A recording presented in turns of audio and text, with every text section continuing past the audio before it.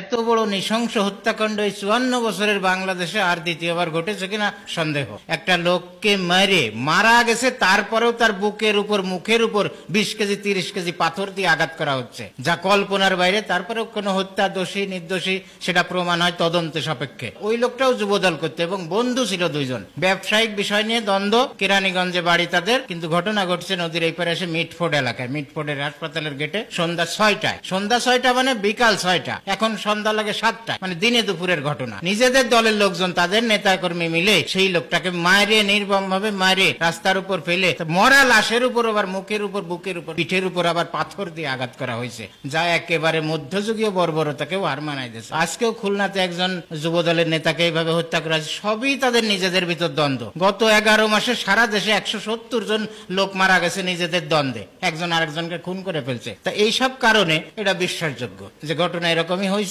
এখন যে অবস্থা শুরু হয়ে গেছে, আমার বাড়ির পাশে ওই লোকটা যুবদল করে দীর্ঘদিন, ২০-৩০ বছর। সেই লোকের বাড়িতে বিএনপির আর এক গ্রুপ এসে সকালবেলা হামলা করে তার ঘর বাড়ি তছনছ করে দিয়ে, তার ৭টা গরু ছিল, ২টা গাভীর 2টা বাছুর ছিল, ছোট্ট ছোট্ট বাছুর। সেই ৭টা গরুই খুলে নিয়ে গেছে, বাছুর 2টে সরে গেছে, সেই বাছুর 2টে নিতে পারে নাই। তারপরে ৪-৫ দিন পরে মায়ের দুধ খাতি না পারে ওই বাছুর 2টে পর্যন্ত মারা গেছে। এত বড় নির্মম ঘটনা একই শুরু করছে এরা নিজেরা। ওই লোকটাও যুবদল করে, নিরীহ মানুষ, তার উপর হামলা করে তার বাড়ির গরু ছাগল এইভাবে নিয়ে চলে গেছে। আমরা অনেক বলেছি, বিএনপির বড় বড় নেতাদেরকে বলেছি গরুগুলো ফেরত দেন, সেও তো বিএনপি করে। আজ পর্যন্ত সেই ১১ মাসে ১২ মাসে তার কোনো সুরা হয় নাই। গরুগুলো বিক্রি করে টাকা পয়সা গুলো ভাগ করে নিয়ে এনেছে। আমার এলাকায়, আমার বাড়ির পাশের ঘটনা। মিডিয়ার মাধ্যমে দেখলাম সারা দেশে এই চাঁদাবাজির টাকা দিয়ে ১৮,০০০ প্রাইভেট কার কেনা হয়েছে, লাখ লাখ মোটর সাইকেল কিনে এনেছে নেতা কর্মীরা এই চাঁদাবাজির টাকায়। ৫ আগস্টের পরে ১১ মাসের মধ্যে ওই এলাকার একটা লোক ৫ তারিখে হয়তো পালাই গেছে বিকালে, ১ সপ্তাহ পরে আবার বাড়ি আসছে। বিএনপি কর্মীরা যারা নির্যাতিত হয়েছে দীর্ঘদিন, তারা বলছে যে ওই এলাকার নেতারে যে ভাই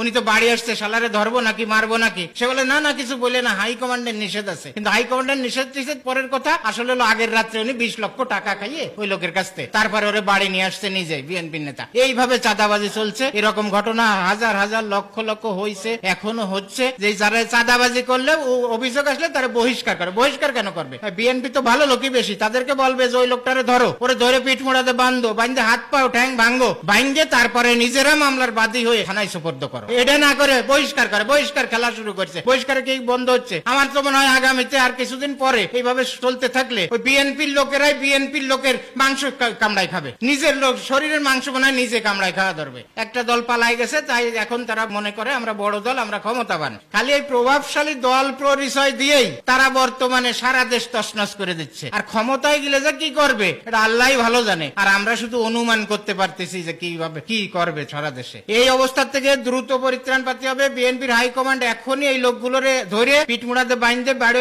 হাড় মাংস সব আলাদা করে দিবে, তারপরে নিজেরা বাদী হয়ে একটা মামলা করে থানায় সুপর্দ করবে। এই ছাড়া বিএনপির বাঁচার পথ নেই, সবাই শেষ হয়ে যাবে। সব জায়গায় দেখা যাচ্ছে বিএনপি করে, লোকটা দুর্বল, নিরীহ, ভালো মানুষ, সৎ মানুষ। এই অবস্থা থেকে মুক্তি পেতে হলে বিএনপির খুব দ্রুত ব্যবস্থা নিতে হবে, তা না হলে দেশও শেষ, বিএনপিও শেষ।